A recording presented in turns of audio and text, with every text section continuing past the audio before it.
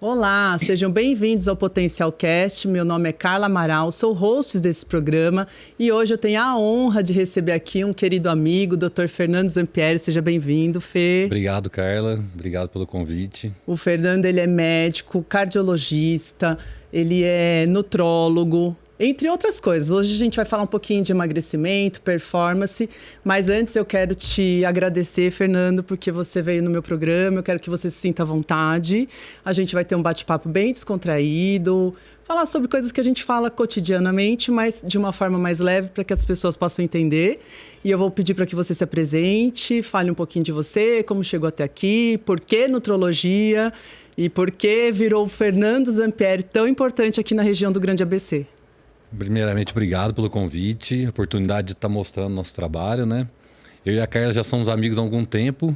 Esse bate-papo que a gente vai ter aqui hoje, a gente já teve outras vezes, em outras oportunidades, mas uma roda mais descontraída.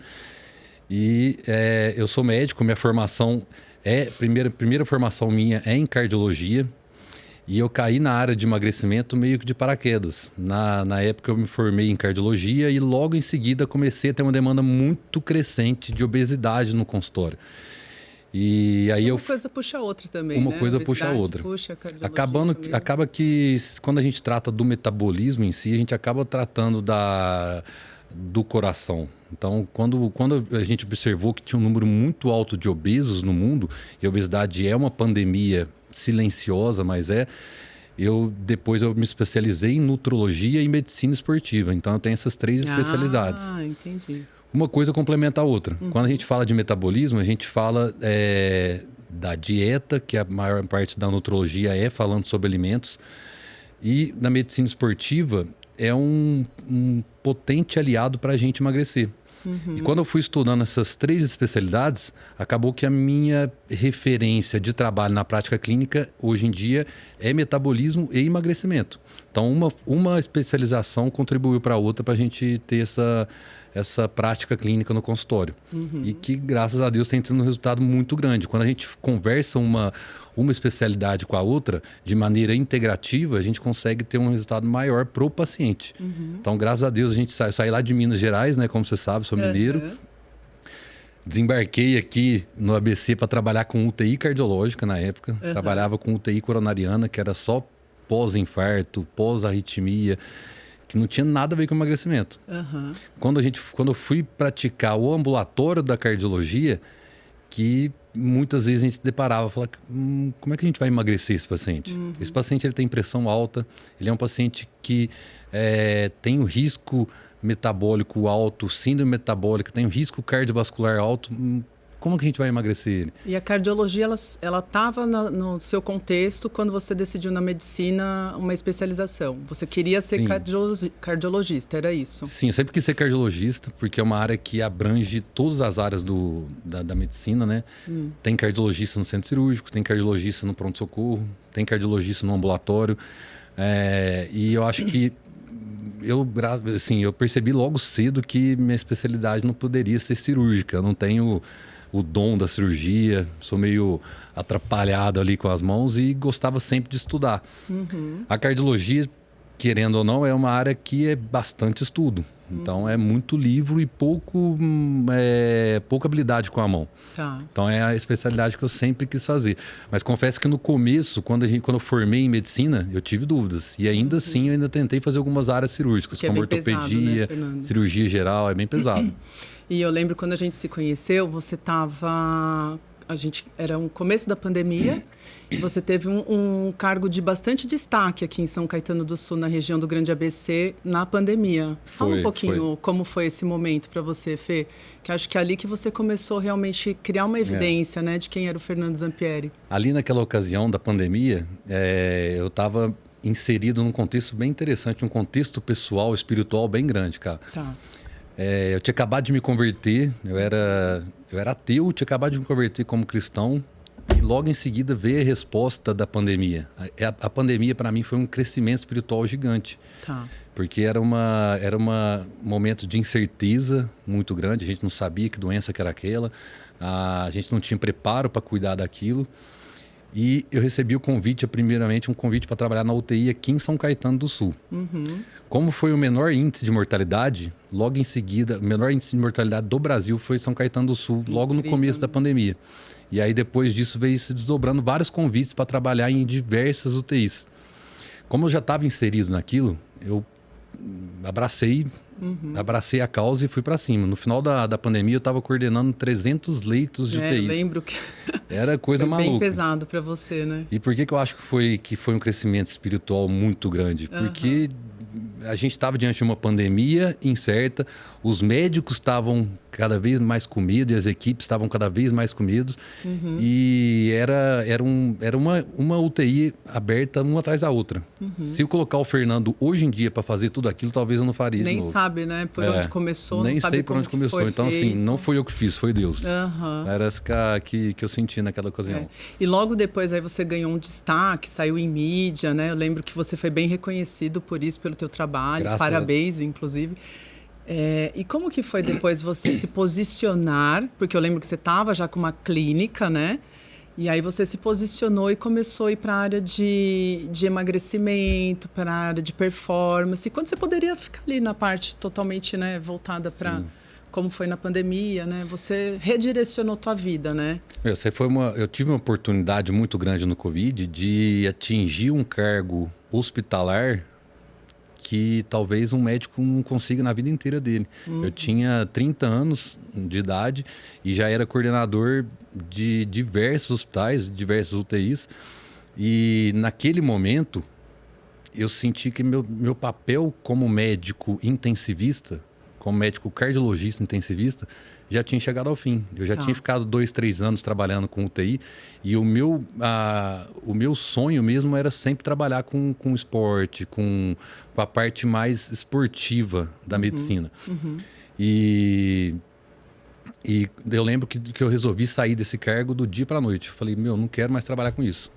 E médicos mais experientes do que eu chegaram para mim e falaram assim, você tá maluco? Você tá maluco, né? Você vai largar um emprego desse, o salário que você tem, você nunca mais vai ganhar na vida. E graças a Deus, não falando de salário, graças a Deus, hoje em dia eu tô tão bem quanto nessa época e... As pessoas costumam podar os nossos sonhos, né? As nossas visões, né? E não cabe a nós esse tipo de... Eu acho que a gente tem que ter esse sentimento de dever cumprido, sabe? É um propósito, né? Você pode dizer que hoje você vive do teu propósito? Com certeza. Ali no consultório, eu acho que Deus tem me usado de outra maneira. Às vezes, no íntimo ali de uma conversa do consultório, a pessoa me revela problemas da vida dela que, às vezes, no leito de UTI, ela não conseguiria revelar. E, às vezes, eu consigo pegar o paciente na outra ponta da tabela, antes dele ficar doente. Então, no consultório, eu consigo atender o paciente de uma maneira preventiva. Eu previno que ele chega no infarto. Essa é a medicina moderna, né, Fernando? A medicina atual é uma medicina moderna que trabalha com precisão para que você não precise adoecer, né? E você foi precursor nisso também aqui no Grande ABC, né? Com a parte de emagrecimento, mas também de performance, né? Vamos começar por onde? Pela performance ou pelo emagrecimento? Porque assim, Fê, só fazendo um paralelo, eu vivo também do meu propósito. O meu maior propósito é ajudar pessoas. Quando a gente fala em emagrecimento, as pessoas acham que se trata só de corpo, estética. Mas tem tanta coisa que engloba um emagrecimento ou uma performance, né? Então, pegar uma pessoa que está com a autoestima totalmente baixa, porque ela não consegue performar, né? Tanto com a esposa, com o marido, não consegue performar no trabalho, não consegue performar na vida. E você potencializar essa pessoa é muito gratificante, né? Muito por isso que eu falo do propósito. Então, vamos começar do emagrecimento. Como que funcionou isso para você? Como que você moldou a tua clínica para isso? Eu vou puxar desde a hora que você falou eu vou pegar o gancho na hora que você falou da medicina moderna. A gente enxerga a modernidade da medicina. Muitas pessoas enxergam que a medicina moderna é uma medicina robótica, é uma nanotecnologia, é uma evolução de um exame muito complexo. Preciso, né? Mas, na verdade, a medicina moderna, a medicina contemporânea nossa, é o básico. É voltar para a medicina raiz. Fazer uma dieta boa, voltar a ter qualidade de vida. Muitas pessoas estão desconexas hoje em dia da nossa realidade e causam ansiedade, depressão e etc. Muitas pessoas não fazem o básico, que é ter um sono de qualidade. Então, a medicina mais moderna é a medicina que cuida de pontos essenciais da nossa vida. E é isso Foi se perdendo durante o tempo. E é isso que eu percebi ao longo dessa prática clínica. Quando a gente fala de performance, a gente tem que pensar no nosso corpo como se fosse uma máquina. Quando a gente pega um carro, e o carro está com um pneu murcho, com um pneu desbalanceado, com gasolina adulterada, o carro não vai performar bem. Mas quando a gente leva o carro para uma revisão, a gente calibra o pneu, troca as peças necessárias, coloca gasolina, troca óleo, o carro vai performar melhor. Sim. É da mesma maneira o nosso corpo. Quando a gente fala de carro, por exemplo, a gente obrigatoriamente, todo mundo que tem carro aí, sabe que a gente faz revisão de 10 em 10 mil quilômetros, ou de ano em ano, depende da marca do carro. Só que muitas vezes o ser humano não faz a própria revisão dele que deveria ser feita. E às vezes chega no momento final da vida sem ter tido a oportunidade de fazer uma prevenção. Então, o que a gente enxerga ali no consultório? A gente pega uma pessoa que está com uma máquina doente, que está com metabolismo doente, e a gente melhora o metabolismo da pessoa. Certo. Consequentemente, ela vai emagrecer, consequentemente ela vai performar melhor no profissional dela, vai melhorar a performance sexual dela, a performance esportiva. Então o metabolismo é o que vai gerar poder para a pessoa. Sim. Se o metabolismo dele está doente, não adianta ela estudar, ler livro, passar em concursos, porque vai chegar na hora H, ela vai estar cansada. Exato. Ela vai estar desmotivada, sem foco, sem atenção. Então, o que eu falo, a performance é muito metabolismo. Então, quando a gente emagrece a pessoa, eu enxergo que a gente está melhorando uma oportunidade dela de crescer profissionalmente. Sim. Quando a gente emagrece a pessoa, a gente vai estar prevenindo ela de ter uma desordem no casamento. Sim. Quantas pessoas não têm a mesma quantidade de relação sexual com a esposa porque engordou nos últimos 5 anos, porque não faz um esporte nos últimos 5 anos. Então, quando a gente fala de performance, eu entendo performance como um todo. Sim, e performance não no sentido de ser o seu máximo, né? Tipo, como se fosse um atleta esportivo de ponta, de elite. Podemos chegar nisso também, se for esse o desejo do nosso coração. Mas eu acho que performance no sentido de viver a abundância que a vida traz, né? Então, assim, eu vim aqui para viver a vida com plenitude.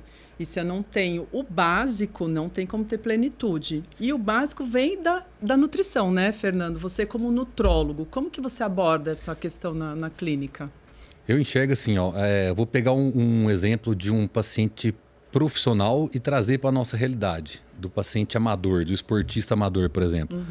Um jogador de futebol que está comendo errado, que está, às vezes, muita festa, noites desbalanceadas, uma rotina desbalanceada. Não tem como performar, né? Ele não vai performar bem. Exato. Ele vai passar para o banco de reserva do time, depois vai sair do time, vai passar para um time pior. Mas basta esse jogador de futebol passar a comer melhor, treinar melhor, dormir melhor, ele vai ter um rendimento esportivo melhor. Na nossa vida é a mesma coisa.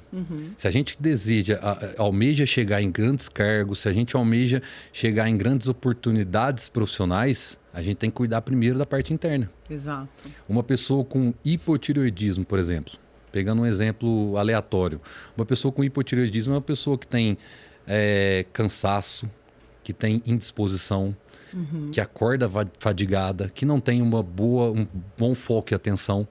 Basta uma reposição de hormônio, um Puran, que é o T4, a pessoa já melhora foco, já melhora a disposição, já melhora a função cardíaca, etc. Então, e levando isso para outras áreas do corpo, testosterona, intestino, quando a gente melhora isso, a pessoa vai performar melhor. Sim. Então, a gente pode usar a medicina para...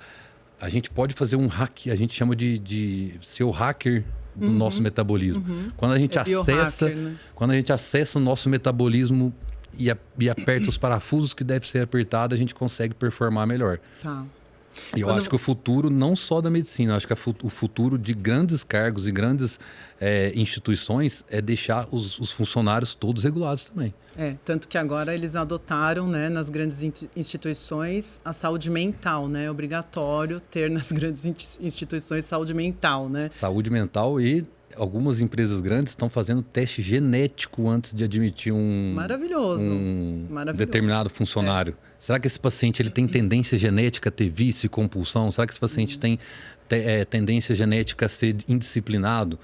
Então, olha que interessante.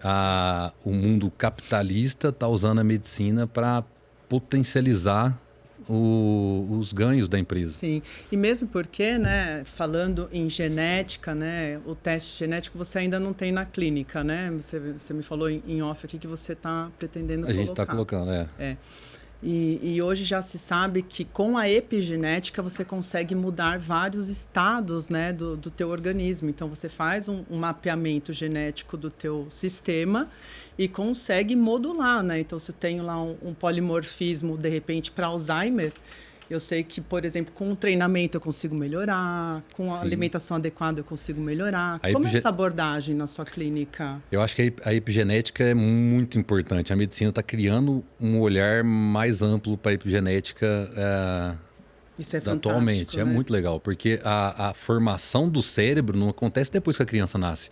A formação do cérebro da criança acontece desde o embrião da mãe. Se a mãe tem um descontrole metabólico, ela vai formar um feto com às vezes, que vai nascer já com ansiedade, que vai nascer com predisposição para determinados tipos de doença. Então, vou pegar um exemplo mais amplo. Por exemplo, uma paciente que tem mais de 40 anos. Tá. A chance dela ter um filho com síndrome de Down chega próximo dos 50%.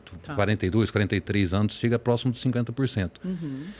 Se a mãe ela tem a condição de escolher a genética do filho antes dele nascer, ela vai escolher se esse filho vai ter uma predisposição à síndrome de Down ou não. Sim. Isso vale também para outras situações, não só para síndromes, mas vale também para se a mãe consegue ter um nível de estradiol um pouco mais baixo na gestação, consumir menos alimentos inflamatórios, isso tudo vai mudar na formação do bebê. Então, a gente não enxerga mais quando a doença aparece, a gente enxerga ela antes dela acontecer. Isso é tão fantástico. Nossa, eu vejo um futuro muito promissor assim, na área da medicina, né? Inclusive, agora, a gente puxando o gancho, né, da genética. Muitas pessoas acham que porque eu venho de uma família de obesos, né, gordinhos, obesos, e eu sou fadada a viver uma vida obesa, quando, na verdade, com a epigenética, a gente sabe que a gente pode modular tudo isso, e hoje a gente tem artifícios maravilhosos, que são as canetas, que você fala muito sobre isso também no seu Instagram, né? E eu, particularmente, sou super a favor do uso para te dar um start, para principalmente quem não tem vontade alguma de começar uma atividade física ou ter uma vida regrada, tem muita compulsão, eu sou muito a favor. Vamos falar um pouquinho, Fê, sobre as canetas. Quando a gente pega um paciente obeso, cara, a gente tem ferramentas para trabalhar, para diminuir a obesidade daquela pessoa e diminuir a síndrome metabólica que muitas vezes tem. Uma das condições que a gente tem é o MEV, que a gente chama, a mudança do estilo de vida. A pessoa sair de um sedentarismo e passar para um exercício físico, com personal, com orientação de um profissional. Então, essa é uma estratégia. A outra ferramenta que a gente tem é dieta. Então, a gente usa muita dieta para fazer um déficit calórico, fazer uma alimentação desinflamatória, uma alimentação, um detox para o paciente. E outra ferramenta que a gente tem é medicamento. Então, se a gente tem mudança de estilo de vida, uma dieta bem padronizada para aquele paciente, personalizada para ele, e a medicação, a gente tem que escolher. Falar, se a gente está diante de um paciente muito grave, a gente tem que fazer mudança de estilo de vida, a dieta e medicação. Se o paciente não tem uma obesidade grave, se a gente vê que ele tem condição de evoluir perante a obesidade sem medicação, a gente vai optar por usar só a dieta e exercício físico. Só que alguns pacientes têm uma doença instalada, que é a síndrome metabólica, resistência à insulina. E aí que vem a revolução da medicina, na minha opinião, porque a obesidade se tornou um problema de ordem pública muito grande. Né? Muito grande. O Brasil tem mais de 100 milhões de pessoas obesas. 100 milhões de pessoas que podem ter infarto, pressão alta, AVC, câncer. Então, quando a gente fala de de revolução na medicina é que essas canetinhas emagrecedoras elas vieram para frear uma pandemia que muita gente não estava percebendo. Tá. A nossa geração, Carla, é fruto... Essa geração que se encontra obesa é uma geração que é fruta... A gente é vítima da indústria alimentícia. Que... não vou falar nome de fast food. Que tirou o natural e colocou tudo que é artificial, né, Fernando? Tudo que é prático, né? De 20 anos a 45 anos, a gente cresceu comendo errado. A gente cresceu aprendendo a comer mais rápido, com mais acesso, mas com menos qualidade no nosso alimento. Menos atenção. Isso gerou um mar de obesos. Sim. Então, quando a gente está diante de um obeso, o médico tem que ter o poder de julgamento na condução. Tá. Se o paciente conseguir só o exercício físico, beleza. Mas tem muitos pacientes que não conseguem. A insulina do paciente é muito alta. Dificilmente, né? Uma pessoa que está com um quadro de inflamação muito alto, né?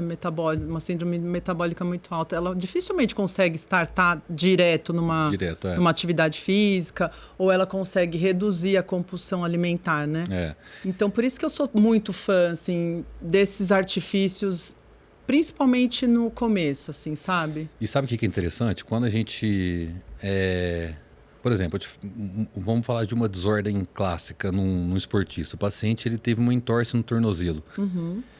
Será que sem a medicação ele vai voltar a praticar aquele esporte? Será que ele não precisa tomar um anti-inflamatório ou não? Quando a gente passa um anti-inflamatório, o paciente ele pode abreviar aquela inflamação e voltar a treinar mais rápido. Quando a gente está diante de uma inflamação sistêmica, que é a obesidade, e o paciente está com dificuldade para ter a mudança do estilo de vida, a gente vê que tem uma desordem endócrina ali, resistência à insulina, hipotireoidismo. Brain fog, né? Um negócio que não consegue articular nada, né? Enfim, a gente vai tratar aquela desordem endócrina para colocar o paciente no eixo. O que não pode acontecer é muitas pessoas usarem medicação para simplesmente fins estéticos, que infelizmente tem acontecido. Muitas meninas... Sempre tem os dois lados, né? Quando a gente fala de... Isso é importante a gente diferenciar também, porque é super interessante. Hoje em dia não tem só as canetinhas emagrecedoras. A medicina tem tido bons resultados e avanços no controle da obesidade em outra ponta de medicação, que são medicações que agem no cérebro. Então, a gente tem um avanço muito significativo com as canetinhas emagrecedoras, porque elas geram o efeito de saciedade e controlam a sensibilidade à insulina. Mas quando a pessoa tem uma desordem de compulsão alimentar, ela tem que ser tratada com medicamentos para compulsão. Então, é inibidor de recaptação de serotonina, inibidor de recaptação de dopamina, noradrenalina. Um remédio que é muito conhecido no meio médico, que é excelente para associar, por exemplo, com o Mondiaro, é o Contrave. Contrave é a bupropiona com naltrexone, que é uma medicação que tira compulsão alimentar. É muito utilizado para quem tem dependência química, dependência...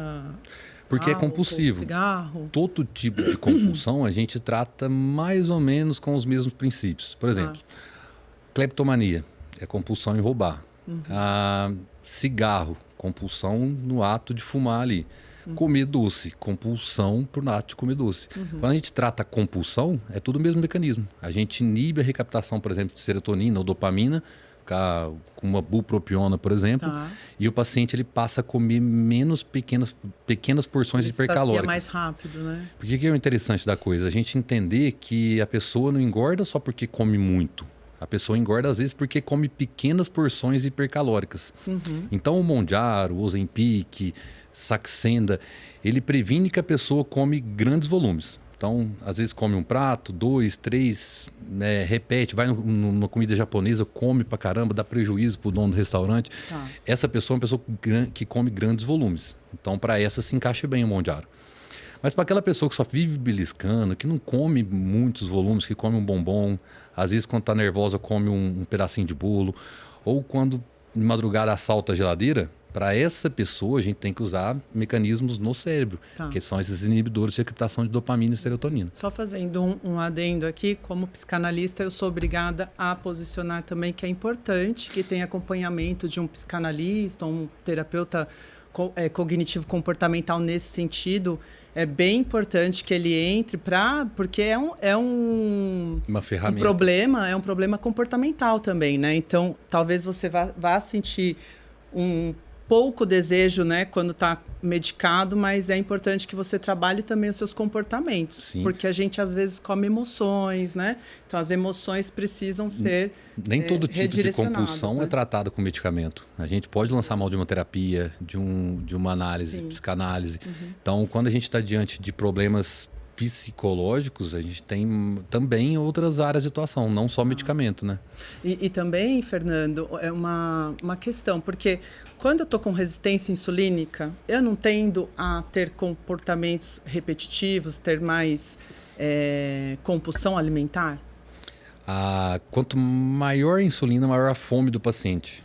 Olha que interessante. Então, E eu diminuindo com as canetinhas, eu diminuindo a resistência insulínica, eu automaticamente não reduzo também a minha compulsão alimentar? O que acontece? É bem interessante. Eu vou dar um exemplo bem clássico. Todo mundo tem um amigo que come pra danar e não engorda. Aquela sensação do tipo assim, pô... É 1 em 1 milhão, viu, gente? Não entra nessa. Aquela sensação do tipo assim, pô, eu como uma migalha de pão e engordo. Meu amigo come 3, 4, 5 pães e não engorda. Por quê? Provavelmente a insulina dessa pessoa tá baixa. A insulina dessa pessoa tá próxima a 5, 6. A insulina que a gente fala é insulina em jejum, logo pela manhã. Então, quando a insulina da pessoa tá próxima a 5, 6... dificilmente, quando ela come a mais do que ela deveria comer, dificilmente o corpo gera estoque de gordura. Ela vai comer a mais e o corpo vai eliminar essa comida. Quando a pessoa tem insulina alta, o pouquinho que ela come, o corpo já transforma a glicose em ácido graxo e já estoca em gordura lá no tecido adiposo. Então, a sensibilidade à insulina é o nosso maior vilão no emagrecimento. É muito mais importante a gente olhar para a insulina do que simplesmente olhar só para a dieta e olhar só para o sedentarismo do paciente. E também lembrando que, como personal trainer, você fazer atividade física, você consegue modular também a resistência insulínica, né? É importante a atividade física todos os dias, é importante. E a gente fala, às vezes, tem medicação que vai baixar a resistência à insulina? Tem, agora as canetinhas emagrecedoras, elas estão aí dos últimos 10 anos para cá, é uma novidade na medicina. Mas antes, como é que a gente tratava a resistência à insulina? Ganho de massa muscular. Dietas, estratégias de dietas diferentes, jejum intermitente, low carb, tem diversas estratégias que servem para cada tipo de pessoa diferente. Então, a gente associando um ganho de massa muscular com uma dieta personalizada para aquela pessoa e uma medicação que vai baixar a insulina, ela vai conseguir emagrecer com muito mais facilidade.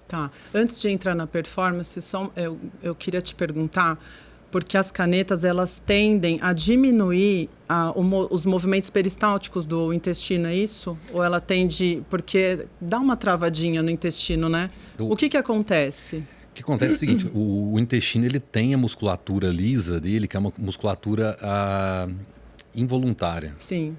Ela trabalha por si só. Certo. Que é o movimento peristáltico do intestino de empurrar a comida para frente quando ela está... Como a gente come menos, o intestino ele acaba...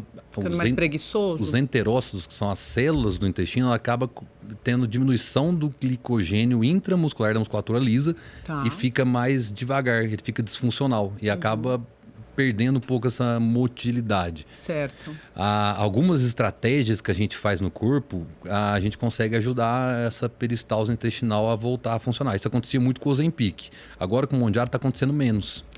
Porque o Mounjaro ele ainda tem uma molécula a mais que vai ajudar a pessoa a perder peso mais rápido e emagrecer mais rápido. Certo, porque ele também, o Mounjaro, a diferença é que ele também mobiliza a gordura marrom, né? Isso. Então tem essa diferença do... O Ozempic, o Ozempic já foi uma medicação revolucionária, né? Ela começou lá atrás. Continua sendo, né? Caramba. Muito bom, né? Eu uso muito o Ozempic. É muito bom também. Os estudos mostram que o Ozempic ele emagrece em torno de até 16% em um período longo de tratamento. O Mounjaro emagrece até 22%, usando só o Mounjaro sozinho. E quando a gente trata o metabolismo, a pessoa pode emagrecer até 28% a 30% da gordura total, mas num tempo menor. Por quê? Porque ela tem uma molécula a mais. O Mounjaro tem uma molécula a mais que chama DIP. Que é a gordura que é uma molécula que queima a gordura do tecido adiposo marrom, que é o tecido adiposo inflamatório. Então, quando a gente usa o Mounjaro, a gente tem esse plus no tratamento. Lembrando que a musculação também mobiliza a gordura marrom. Pra caramba. Ou seja, a atividade física sempre vai estar em voga. Fernando, em relação ao intestino, eu tendo essa dificuldade do movimento peristáltico, então tendo um intestino mais preguiçoso, consequentemente, ele vai atrapalhar esse eixo cérebro-intestino. Quais as consequências, assim, seriam a longo prazo? Porque a gente não sabe ainda, né? Tem estudos já relacionados a longo prazo? Na verdade, assim, pensando na fisiologia da questão, quando o intestino está inflamado, ele produz menos serotonina. Certo. E o que conversa com o cérebro, o intestino é o nosso foco de produção de serotonina, que é o neurotransmissor que regula a ansiedade no cérebro. Quando o intestino está inflamado, e quando a gente está obeso, o intestino está inflamado, a gente produz menos serotonina e a pessoa vira uma bola de neve. Ela fica ansiosa, come, inflama o intestino, a inflamação do intestino leva à diminuição da serotonina e por aí vai. A pessoa ansiosa come, inflama e diminui a serotonina. Certo. Quando vem os análogos de GLP-1 e a gente emagrece, a pessoa desinflama. Tá. E aí o intestino passa a produzir mais serotonina, na verdade. Então, mesmo ele sendo mais preguiçoso, ele está liberando mais serotonina. Porque o que produz a serotonina no intestino não é o movimento peristáltico. Certo. O que produz ele é a inflamação ou não. Então, é outro mecanismo bioquímico que faz a produção de serotonina. Então, se a gente desinflama o paciente, ele vai produzir mais serotonina e a longo prazo ele vai ficar menos ansioso. Vai comer menos compulsivamente. Vai pensar melhor, vai trabalhar melhor. E é interessante pegar o gancho da inflamação intestinal pelo seguinte. Imagina um órgão gigantesco, um dos maiores órgãos do corpo, que é o intestino. Sei lá, 5, 6 metros de órgão ali. Se um órgão tão grande desse está inflamado, imagina a inflamação que causa no corpo todo. Nossa, porque tudo começa lá, né? Tudo começa Toda no intestino. Toda a absorção de todos os nutrientes, dos macronutrientes, começa no intestino, né? Então, se ele está inflamado, ele fica permeável, né? Tem todo o leaky gut, tem várias... Como que você faz o tratamento? Você tem alguma especificidade no tratamento intestinal na sua clínica? Desparasitação, desinflamação, faz o FODMAPs? Como que você faz lá na clínica? Primeiro eu começo sempre com o tratamento clínico mesmo. Aumenta de ingesta de água, por exemplo, a gente coloca de 30... O pessoal não bebe água, né? Não bebe água. O básico do básico. Água tem que beber. Como é que a gente fala que o enterócito não vai trabalhar direito porque ele está sem glicogênio por absorção diminuída do Ozempic e do Monjaro, mas sem água ele também não trabalha. Sim. Então, quantas pessoas estão com o intestino travado porque está simplesmente desidratada? Então, por exemplo, qual que é a hidratação ideal para uma pessoa? 30 ml por quilo. Isso é importante, viu, pessoal? Porque, olha, os meus alunos, é incrível, né? Mas não bebem água. Então, tem uma quantidade básica necessária diária para se tomar água. Então, vamos fazer um cálculo. Uma pessoa de 70 quilos, se ela tem que ingerir 30 ml por quilo, ela vai tomar uns 3 litros de água, 3,5 litros de água. Se a pessoa é esportista, se ela pratica atividade física e ela quer ficar mais desinflamada, seca lá, com a camisa, você quer ir para a praia, quer ficar sequinha, 50 ml por quilo. Ou seja, uma pessoa de 100 quilos tem que beber 5 litros de água. É água. Então eu começo sempre pela hidratação no intestino. Logo em seguida, eu tento estimular um pouco a peristalse intestinal ou estimular um pouco com uma fibra como psyllium, uma fibra inabsorvível, aveia, enfim, tem diversas fibras que a gente pode usar ali. Psyllium é maravilhoso, né? Psyllium é maravilhoso. Psyllium é uma das fibras que a gente mais usa na prática clínica ali, por ela diminuir resistência à insulina, que a gente falou tanto, por ajudar no controle de dislipidemia, coisas etc. naturais, né? Mas para isso você precisa estar com o organismo em funcionamento, né? Tá entrando no esquema de performance, né? Performance. E depois, logo em seguida, se a pessoa não melhora, e aí eu vou tentar fazer um tratamento com probiótico. A gente faz a limpeza intestinal dela, a gente coloca lactulose, a pessoa vai evacuar, vai perder todas aquelas fezes. Certo. Porque o interessante do intestino é a gente pensar também na origem dele. Por que será que ele está assim? Muitas vezes, por exemplo, a gente esquece que o intestino ele é habitado por flora bacteriana, que é o que forma as fezes, o bolo fecal. Quando uma pessoa, por exemplo, toma antibiótico a infância inteira, ela vai matar todas as bactérias boas, e aí logo em seguida ela começa a comer tudo errado. Ela vai encher o intestino dela de bactéria ruim. E aí ela vai passar a vida inteira sofrendo com obesidade, ansiedade. E basta apenas a gente trocar a flora bacteriana dela. elimina Dá uma limpada. as fezes que estão lá e coloca uma recolonização de flora bacteriana saudável. A vida daquela pessoa provavelmente vai mudar em relação completamente. a cérebro, ansiedade, a compulsão. Então, hoje em dia, é uma das coisas que eu mais me dedico para estudar, porque eu acho muito maravilhoso, inclusive para a mulher, né? Porque você recompondo a flora intestinal da mulher, você recompõe também a flora vaginal, o que melhora candidíase, um monte de coisa, né? Então, é importantíssimo você prestar atenção no intestino, né? Então é interessante, tem um livro que fala que mostra que a gente é habitado por micro-organismos. Então, a nossa flora bacteriana define a sua vida. A flora bacteriana que está na nossa pele define a nossa vida. Então, é muito interessante como é que um organismo ajuda o outro, né? Sim, a se moldar. Somos coabitados, né? E aí, Fernando, você trata também com os parasitas ou você fica só na questão? Porque hoje tem muito essa questão de desparasitação, eu mesmo faço 2 vezes ao ano. Como que você... Essa não é uma prática clínica lá no consultório, porque ainda restam, eu pelo menos na minha visão, a visão médica, eu acredito que aquelas... hidrocolonterapia, que é a hidratação via retal do cólon, eu acho que ainda pode ter algum problema que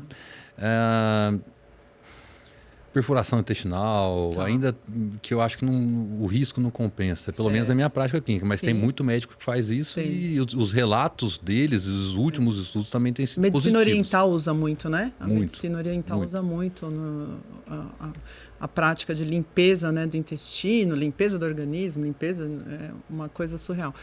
E aí, partindo para performance. Então, a pessoa foi lá, se limpou o intestino, colocou bactéria, mudou a alimentação. O que mais que você aborda na clínica, Fê?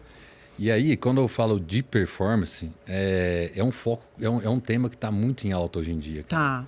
Porque, igual a gente falou, a gente pegou uma geração de pessoas que não cuidavam de hábitos. Hábitos básicos, né? Hábitos básicos. Dormir bem, acordar bem, se alimentar no mesmo horário.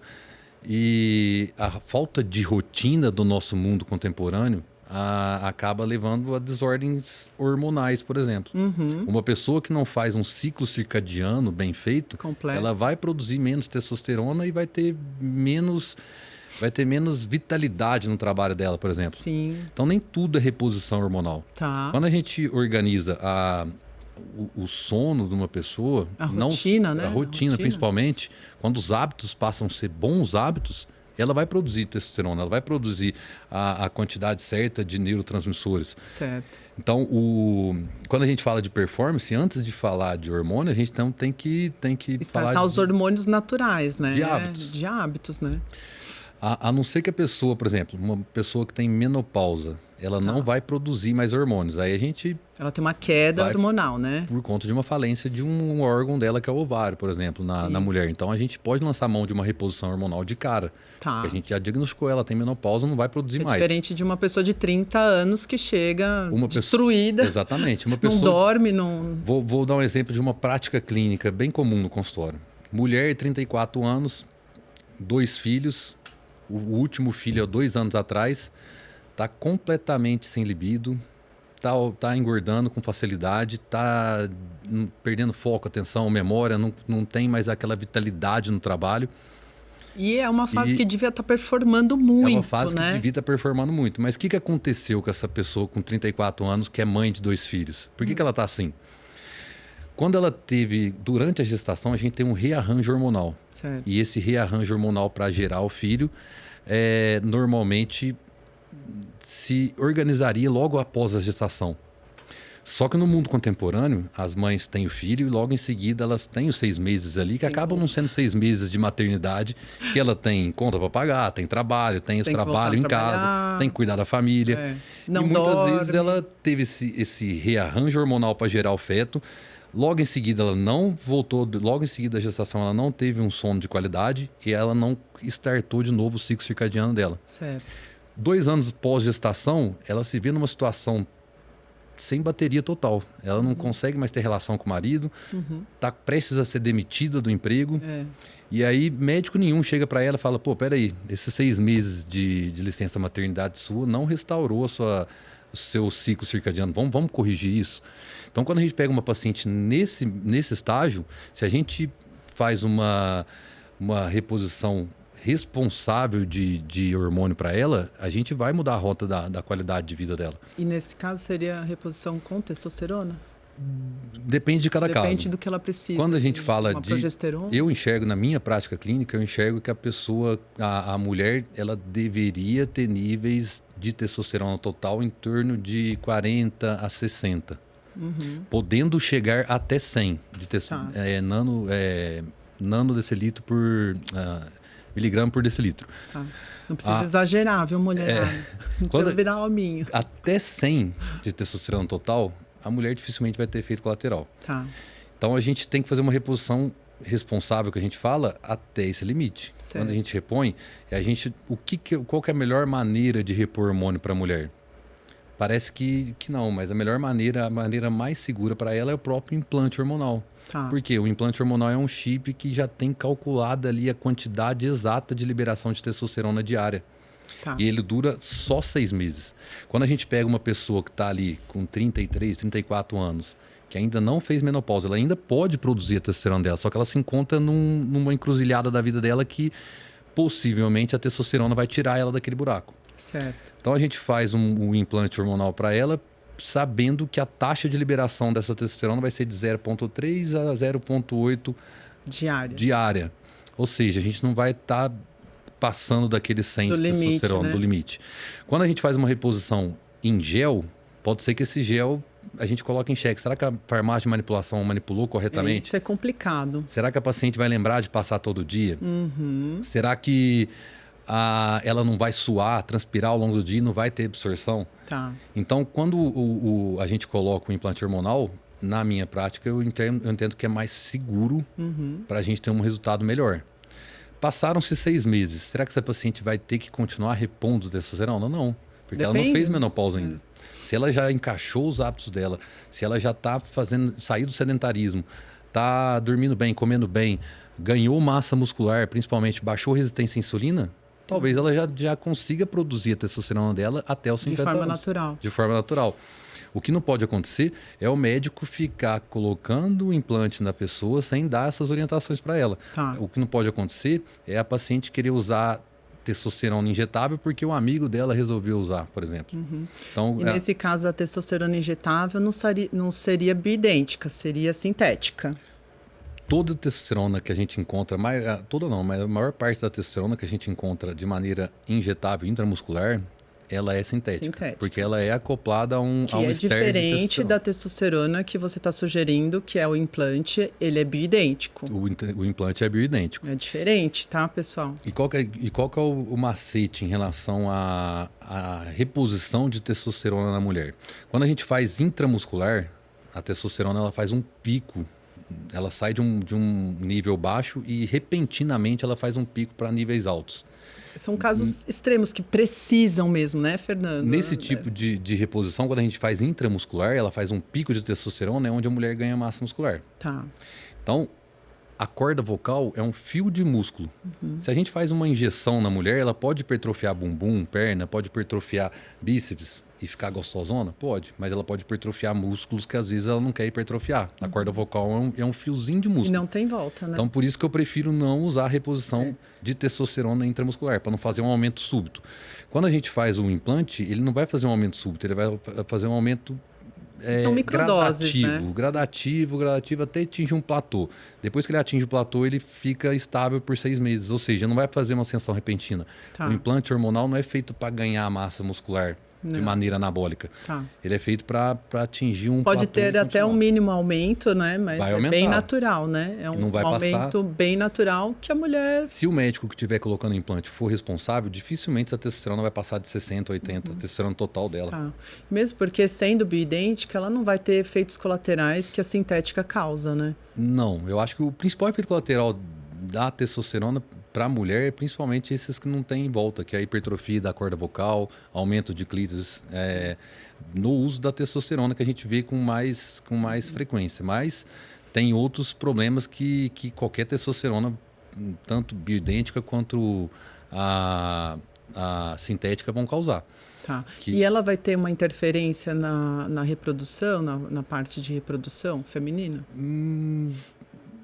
O uso por 6 meses de testosterona, dificilmente ela vai ter algum problema em relação à gestação. Quando ela usa de maneira desordenada, em forma de anabolizante, Tá. pode ser que o endométrio afine, pode ser que o ovário pare de funcionar e ela cause uma menopausa precoce na paciente. Certo. Então, a dose é muito importante. O médico, é importante que a paciente faça com o médico responsável, faça Um médico capacitado para isso, né? Não é qualquer médico. Hoje tem na internet dentistas se auto-intitulando cirurgião que coloca testosterona para o pessoal. Gente, é a sua saúde, não é... Um dentista não é capacitado a receitar hormônio. Ele não estudou o que um médico estudou. Simples assim. E o que a gente vê, assim, hoje em dia, menos, que os pacientes vão me conhecendo ao longo do tempo. Mas no começo quando eu comecei a praticar medicina esportiva, muitos pacientes chegavam para mim e falavam, eu quero usar testosterona para ficar gostosona. A mulher quer ficar bonitona. Se o médico cai nessa cilada, se ele cai no que a paciente está pedindo, ele está causando uma iatrogenia pedida pela paciente. É a mesma coisa do paciente chegar para mim e falar assim, doutor, eu quero fumar cigarro. Você me prescreve cigarro? Então, a gente tem que ter responsabilidade ali na hora H de explicar para o paciente que não é bem isso. Com certeza, um médico mais aventureiro, ele pode prescrever hormônios de maneira injetável, pode prescrever outros tipos de hormônio para deixar a paciente bonita. Mas, e o que a gente está falando que... aqui, né, Fernando, é para uso realmente de saúde, né? Saúde, não é um uso extra-label para performance de fisiculturismo, porque tem muita confusão com as pessoas, né, que acham que o hormônio bioidêntico, o implante, é o que vai causar o engrossamento da voz, é o que vai causar... Não, se ele for bem dosado, né, e se for adequado para cada tipo de situação. Né? Quando a gente fala de hormônio, automaticamente uma pessoa leiga imagina que é anabolizante. Sim. Mas é totalmente diferente. É igual o exemplo que eu dei do hipotireoidismo. Uma paciente com hipotireoidismo, o que a gente vai fazer? A gente vai repor o hormônio tireoidiano dela. Certo. A função da tireoide dela não tá disfuncional, não está funcionando direito. E aí a gente vai e repõe o Puran, um Synthroid, são hormônios tireoidianos.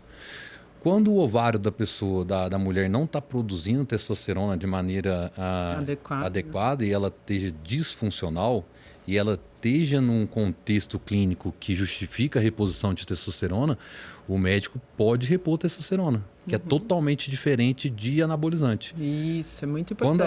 Quando a dose de reposição, quando a gente ultrapassa os níveis de 100 de testosterona total, já é dose anabolizante. Abaixo de 100 é dose de reposição ainda. E aí vai na mão do médico ali. Aí você vai ter uma resposta anabólica. Resposta anabólica. Com efeitos colaterais de uso de anabolizantes. Quais são os implantes que você costuma trabalhar hoje em dia? Tem NAD, né? Não sei se você trabalha com NAD, NADH. Os implantes que eu trabalho, assim, o implante é uma via de administração de uma medicação hormônio no paciente. Existem diversas medicações que a gente pode colocar no implante hormonal. Certo. Metformina, oxandrolona, tadalafila, que é o Viagra. Mas na minha prática clínica... tem implante? Tem tadalafila, tem tadalafila. Tem modernidade. Então, assim, o tadalafila é um dos hormônios, é uma das medicações que eu coloco ainda. Que população legal. mais idosa, tanto homem quanto mulher também usa o tadalafila, porque o clítoris também pode sofrer vasodilatação e dar tem outro nome mulher. Da mulher? O tadalafila, mas pode ser o sildenafila também, mas normalmente aí vai os nomes comerciais, né? Viagra, enfim, tem diversos nomes comerciais, mas o tadalafila é muito comum para mulher também usa. Mas eu descobri isso recentemente, um amigo que me comentou, não, mulher também usa Viagra feminino. Sim, falei, oi? Sim, usa muito. Claro que não vai usar aquela dose de 20 miligramas, falando de via oral, ele não vai usar a dose de 20 miligramas na hora H, a mulher jamais. Ela fica toda vermelha, o corpo feminino é muita... Não aguenta. Mas tem menina que tem problema de libido, que a gente coloca o tadalafila para vasodilatação da vulva, da vagina e do clítoris, que é onde gera o prazer na mulher. E é muito interessante isso. Ele interfere automaticamente na libido? ele vai vasodilatar o clítoris, que é o órgão que gera o prazer na mulher. Tá. Então, muitas meninas, quando a gente coloca o Tadalafila na hora H para ela, vai ajudar ela na vasodilatação do clítoris. O clítoris é como se fosse ele é da mesma origem embrionária do pênis. Então, o homem fica com o pênis ereto e a mulher fica com o clítoris mais sensível, né? Sensível, por vasodilatação. Sim. Mas voltando ao assunto do... Gente, é muito assunto. É muito assunto. Esse assunto de libido, você pode me chamar um dia aqui, que esse aí é muito porque importante. libido também não é só ligado à parte sexual, é ligado também... À disposição. Freud, né, como psicanalista Freud, chama libido como... Vontade de viver. Vontade de viver, né? A sua pulsão de vida, né? E o implante hormonal, então, o implante, ele é um veículo de administração da medicação para a pessoa. Tá. Então, pode ser metformina, pode ser tadalafila. Na minha prática, eu uso a testosterona, que aí a gente vai dosar de acordo com o que a necessidade do paciente tem, tanto para homem quanto para mulher. Já usei, mas não uso mais o estradiol via implante, e eu já vou te explicar por quê. E uso o NADH, que é a nicotinamina, que é a vitamina B3. Tá. O que é a nicotinamina? É uma vitamina, não é hormônio. Então, a nicotinamina, ela entra na produção de ATP. Ela entra na produção do ciclo de Krebs, que é onde a gente produz energia. Quando a gente coloca um implante que tenha substratos para gerar energia, o paciente ele produz mais energia e fica mais... a mitocôndria dele produz mais ATP. Então, o NADH é um dos que eu uso. A testosterona e gestrinona. A gestrinona a gente usa para fins anovulatórios, quando a pessoa precisa parar de menstruar. Tá. Por exemplo, uma paciente endometriose, pessoas que sofrem com muita hipermenorreia, perde muito volume e toda hora tem que ficar repondo ferritina, tem anemia por muito fluxo menstrual, pessoas que que têm TPM intensa, enfim. Então, quando a gente quer fazer uma anovulação na pessoa, que ela para de menstruar, a gente coloca a gestrinona. Uma estratégia muito interessante para o emagrecimento, unindo um assunto com outro, é quando a pessoa tem uma TPM intensa e na TPM ela foge muito do controle da alimentação. Se a gente coloca um implante de gestrinona nela por 6 meses, ela vai ter 6 meses abreviado de TPM. E isso ajuda muito ela a emagrecer. Em 6 meses ela consegue emagrecer. Sim. E aí talvez depois ela pode voltar com o ciclo ovariano dela normal, por exemplo. Uma pessoa que sofre patologicamente por compulsão na TPM. Eu tenho esse problema. A gestrinona ajuda muito. Eu uso gestrinona, é bem complicado. A minha tá vencida, é bem complicado ficar sem. Mas foi, assim, para mim, um alívio. Foi, de fato, assim, um alívio. Porque ajuda muito, muito, muito. E tem os benefícios da gestrinona. Tem os benefícios da gestrinona também. Aumenta a libido. Que deixa a pele muito boa, né? Tira a celulite, ali diminui bastante. Pra caramba. É interessante, assim, ó. O termo que eles colocaram comercial, o nome chip da beleza, é um termo totalmente errado. Eu não queria usar, mas já que você falou. Mas é importante falar que não é um termo correto. Inclusive, já foi até motivo de debate no Senado em relação a isso. E o chip da beleza é um produto, é um nome comercial. Não é essa a intenção. Por que a mulher fica mais bonita quando usa a gestrinona? A mulher tem tanto o homem quanto a mulher tem um hormônio chamado estradiol. Esse estradiol, dentre as funções dele, é sinalizar para o corpo que o corpo deseja acumular energia para uma possível gestação. Dentre outras funções que o estradiol tem. O que é acumular energia para uma possível gestação? Acumular gordura. E aonde que o estradiol sinaliza acúmulo de gordura? Né? Aquela gordura no quadril, né? Embaixo do bumbum, que é celulite. Bexiguinha. Quando a pessoa faz uma anovulação e ela para de menstruar, ela para de fazer picos de estradiol no meio do ciclo. E isso faz com que, com o tempo, ela vai diminuindo essa retenção de gordura aqui do lado. Pô, mas se tá diminuindo, vamos chamar isso de chip da beleza? É errado, gente. Não é esse o intuito, né? Mesmo porque a beleza da mulher é diferente da beleza do homem, até né? Porque pode ficar mais bonito, de acordo com os padrões contemporâneos, mas zerar estradiol não é nada saudável. Né? Então, a gente porque tem outras ter complicações também, zerar o estradiol, né? Então não é... Articular, né? O implante... É interessante também falar isso porque o estradiol ele não vai ser zerado, não vai baixar níveis abaixo de 11, né? Quando a gente coloca a gestrinona. A mulher ainda fica com níveis séricos de estradiol entre 25 e 35, que são níveis legais para ajudar na composição corporal, para ajudar na articulação, ajudar a proteção cardiovascular, que o estradiol protege o coração também na lubrificação de artérias, etc. Então, o implante hormonal ele pode ser feito dessas diversas formas. E qual que é o seu público? É mais mulher, mais homem, mais atleta? Porque eu sei que você também trabalha com alguns atletas, né? De alta performance. Muito. Né? Como que funciona? Eu atendo normalmente, a gente brinca que o homem morre mais cedo porque o homem não se cuida. Normalmente aparece a mulher, a esposa aparece no consultório. Isso continua assim? Continua assim. É mesmo? Muito. A mulher sempre aparece mais cedo. Se fosse para colocar uns 70% mais feminino o público. Então a mulher vai no consultório primeiro, e aí ela se cuida, começa a emagrecer, logo em seguida aparece o maridão. Pô, minha mulher tá me procurando mais, a libido dela aumentou, ela tá emagrecendo, tá ficando bonita, peraí, deixa eu me cuidar também. Porque muitas pessoas julgam que baixa libido é a parceira não gostar mais dele, é a pessoa, já caí na rotina do nosso casamento e tal. E às vezes é só uma baixa libido, É baixa hormonal. Quando a gente aumenta a testosterona na mulher, equilibra a testosterona do jeito que ela tem que ser, e equilibra no homem, muitas vezes muda o casamento. Então, a mulher começa a ter vontade de ter relação com o maridão dela, e o maridão dela tá deitado no sofá. Opa, vamos lá no médico? Tá ruim isso aí. Aí leva ela no médico e organiza. Porque o homem também tem a questão da andropausa, né? O homem também sofre pela andropausa. Que é a partir de que idade?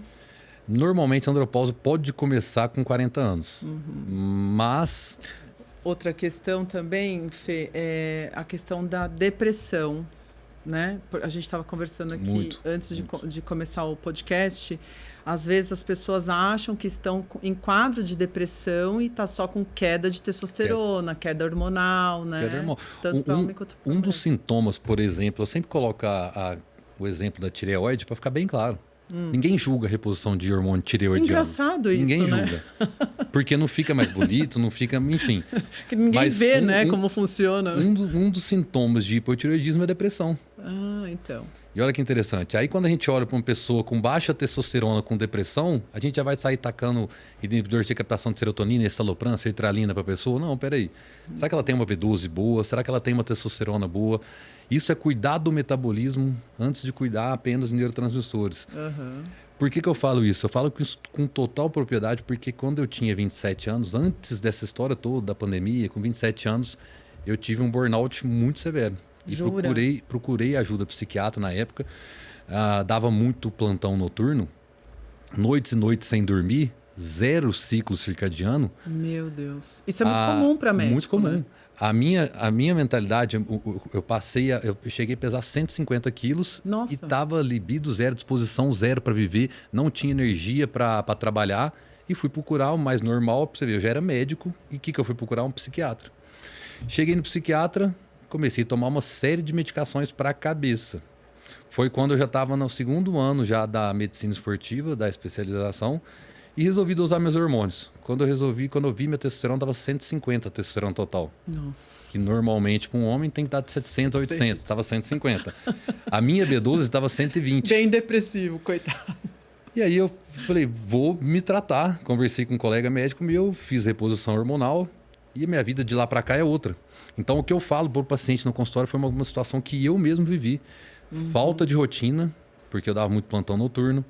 Alimentação inflamatória, sono, né, Fernando? Alimentação inflamatória, inflamação intestinal, sedentarismo, estresse, meu metabolismo ficou doente. Quando a gente vai no caminho contrário, estabiliza a rotina, estabiliza a alimentação, repõe hormônio, minha vida voltou a melhorar. E hoje em dia, ó, para você ver como é que o mundo dá a volta, 10 anos depois, hoje eu estou com 36 anos, a gente vê, eu trato de inúmeros empresários, médicos, meu consultório é lotado de médico que vê o benefício na reposição hormonal. Que coisa, né? Então, quando a reposição hormonal ela é responsável, ela pode mudar, assim, a performance profissional, a performance sexual, a performance de estudo da pessoa. Com 150 de testosterona, eu não conseguia ler metade de uma página. Já estava disperso, completamente disperso, pensando em comer. Porque hoje, por qualquer falta de concentração, já entra lá com com um remedinho para TDAH, Exatamente. né? É muito comum a gente ver pacientes com mulher com 55 anos, 5 anos pós-menopausa. Ela está depressiva, está ansiosa, e aí naturalmente ela vai procurar um psiquiatra. Não estou tirando o crédito da especialidade da psiquiatria, que tem a função dela. Óbvio. Tem a função dela. Mas o que a gente vê na prática às vezes a pessoa cai num PSF, num postinho de saúde. E o médico, sem nem olhar para o metabolismo dela, já vai tacar um remédio de ansiolítico para ela. Vai melhorar a ansiedade? Vai, porque ele vai deixar o cérebro mais cheio de serotonina. Mas a causa principal dessa depressão dela, às vezes, é falta de vitamina B12. Às vezes é falta de adequar o metabolismo dela como era antes. E em relação ao sono, porque também tem muita gente com questão de sono que toma os remédios para dormir, que não dorme, né? Não entrou no sono profundo, está só anestesiado. E isso vai também emplacar em várias questões do ciclo circadiano, principalmente na liberação de melatonina, né? E como que você consegue lidar com isso? Como que você desmama essas pessoas? Como que você tira essa questão? Porque eles já vêm com a mente fechada de que se tirar o remédio do sono, não consegue viver. Eles acham que eles estão dormindo, não estão. O que eu vejo, assim, que o vício, por exemplo, em medicações para dormir, muitas vezes vem de uma ansiedade maltratada. Mas, Fernando, não dorme, toma remédio para dormir. Aí acorda, tá indisposto, toma remédio para ficar... remédio para acordar. Vem Vans para ficar acordado. É isso. Gente! É isso. E aí que está a minha crítica em relação a criticar hormônios e a medicina que cuida do metabolismo. Muita gente aponta o dedo para a testosterona. Que é vida. Que é vida. Que a gente produz. E acha legal a pessoa viver de Zolpidem, de Venvance e de café. Que o hormônio a gente produz. O café em excesso, muita gente não enxerga. Veneno. É um veneno. Pressão alta, arritmia, insônia. Porque a gente está falando do sono... O que há de mais comum hoje em dia é a pessoa achar que está dormindo bem, mas está lá, a cafeína está fazendo efeito no cérebro e ela não está descansando direito. Porque a cafeína ela tem um metabolismo no corpo de mais ou menos 6 a 8 horas. A pessoa, se ela toma um cafezinho 6 horas da tarde e quer dormir às 10 da noite, ela pode fechar o olho. Mas a cafeína está fazendo estímulo na glândula pineal dela lá ainda. Não está no sono REM, né? Ou seja, a glândula pineal está achando que ela está lutando ou fugindo de alguém ali, ainda durante o sono. Isso, dias após dias, ela vai chegar no momento que ela vai culminar no burnout, por exemplo. Fora o excesso de cortisol que está fabricando aí, né? Fora o excesso de cortisol, exatamente. Não, o cortisol ele vai ser suprimido mais cedo ou mais tarde. Gente, é efeito cascata, uma coisa puxa a outra. É importante ter qualidade de vida. Pensa no sono. Sono de quantas horas, Fê? Mais ou menos, por dia? Eu acho que não é quantidade, é qualidade do sono. Né? A pergunta que você deve se fazer para um paciente sobre o sono é perguntar, você acorda descansado ou cansado? Porque se acorda cansado, tá com problema na suprarrenal, né? E aí é interessante agora falar vou falar uma questão importante, uma dica de higiene do sono bem interessante para a prática. Ótimo. A gente tem 5 sentidos: olfato, paladar, audição, tato e visão. Quando você dorme, esses 5 sentidos ainda vão estar fazendo efeito no seu corpo. Então, se você quer ter uma noite de sono bem dormida, tato. Tato é um pijama, é uma temperatura, é um ar-condicionado, um ventilador, é um lençol gostoso, é estar num ambiente agradável. Aconchegante, né? Audição. A gente vê muito barulho, ruído, cachorro latindo, barulho de televisão, o vizinho batendo martelo. Existem frequências que ajudam a gente neutralizar esses ruídos. Isso. Eu uso muito a 528 Hz, que é uma frequência que neutraliza os ruídos. E aí você pode colocar no Spotify, pode colocar no YouTube, desligar a tela. Tanta ferramenta, né? Visão. A gente tem que deixar o corpo o ambiente mais escuro o quanto antes. O quanto antes você apagar as luzes, isso vale para todas as luzes, não é inclusive só a luz. Celular. A do celular e até o stand-by da televisão. Olha que interessante. Deixar tudo preto. Paladar. Paladar pode ser alguma coisa quentinha no final do dia, um chazinho, uma coisa mais para dar aquela relaxada. Chá de camomila, melissa. E faltou um. Qual que eu falei? Tato. Olfato. O olfato a gente pode colocar um óleo de lavanda. Óleozinho de lavanda. Óleo de lavanda, alguma coisa. Eu faço tudo isso. Quando a gente trabalha os 5 sentidos, a pessoa provavelmente ela vai ter uma melhora do sono. E aí tem alguns casos patológicos que existem que a gente pode estimular com uma melatonina, a gente pode estimular com com valeriana, passiflora, GABA. fenibut, GABA. Então, aí vem a parte da medicina ortomolecular que tem uma infinidade de coisas para a gente usar para o som. Que um médico capacitado vai conseguir te orientar de forma adequada. Ai, isso. Fernando, a gente tá... Sério, olha, a gente precisa fazer vários podcasts, porque tem muito assunto. Eu espero te receber mais vezes aqui, te agradeço imensamente. Infelizmente, o nosso tempo está acabando. Pessoal, eu peço que vocês, então, se curtiram o programa, se inscrevam no canal, no Potencialcast, deixa seu like, me segue lá no Instagram, Carla7Amaral. E é uma honra para mim receber pessoas tão relevantes, pessoas tão importantes e tão empenhadas em performar a vida de outras pessoas, né? Em ajudar as pessoas a terem qualidade de vida, a se superarem, né? E mudar realmente os hábitos. Então, eu quero te agradecer, Fê. Obrigado, muito obrigada, meu amor. Eu peço que você deixe o seu recado. E eu quero que você me deixe também onde a gente pode te encontrar no Instagram, na sua clínica, nos YouTubes que você participa, aí, nos podcasts que você participa. Meu Instagram é @drfernandozampieri, doutor, DR de doutor. A gente está no Espaço Cerâmica em São Caetano do Sul, atendo online no Brasil inteiro. E gostaria de agradecer a oportunidade. Imagina, a Carla, é uma honra te receber, Fê. A Carla, a gente tem muitos... Ela manda muito alunos para a gente tem muitos pacientes em comuns. E essa é um elogio sincero que a gente vê que os pacientes dela já vêm com essa ideia de cuidar do todo e não só apenas treinar. Muito personal manda o paciente para a gente já com a intenção do paciente usar anabolizante, não fazer dieta. E a Carla, desde quando a gente se conheceu, né, a gente conversa bastante sobre isso. E é muito gostoso e muito importante ter bons profissionais em torno da gente. Eu acho que isso faz toda a diferença pro paciente, não é nem pela gente, pro paciente em si. Eu costumo indicar sempre o Fernando, né, Dr. Fernando Zampieri, mesmo porque eu acho que o meu trabalho não é só como personal trainer ou como psicanalista, é mente, corpo e espírito. Então a pessoa tem que se desenvolver no maior potencial que ela pode chegar. E eu indico bons profissionais. Eu confio plenamente no Fernando, sempre mando para ele. Confio de olhos fechados. Eu falo para os meus alunos, chega lá, faz o que tem que ser feito. Não quero nem ouvir o que não vai fazer tudo. Obrigado. E é isso, gente. Muito obrigada. Até a próxima. Beijo.